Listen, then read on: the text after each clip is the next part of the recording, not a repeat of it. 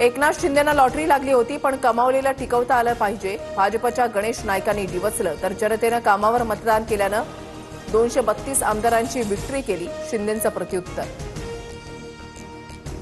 उद्या दुपारी 3 वाजता केंद्रीय निवडणूक आयोगाची पत्रकार परिषद. राहुल गांधींचे आरोप आणि बिहारमधल्या मतदार यादीवर स्पष्टीकरण देण्याची शक्यता.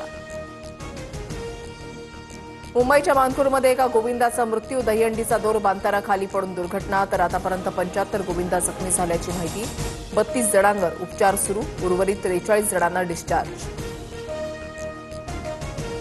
बायको नांदायला येत नसल्यानं बापानं 4 मुलांसह जीवन संपवलं. मुलांना विहिरीमध्ये ढकलून बापाची आत्महत्या. अहिल्यानगरच्या राहाता तालुक्यामधील धक्कादायक घटना.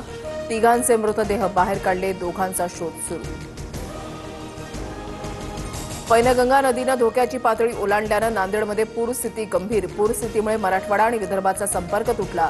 माहूर आणि धानोडा दरम्यानचा पूल पाण्याखाली. पैनगंगा नदीच्या पुलावर पोलिसांचा बंदोबस्त.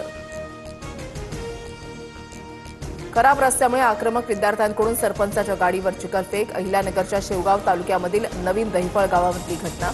चिखलामध्ये गाडीतून उतरताना सरपंचाची चांगलीच तारांबळ.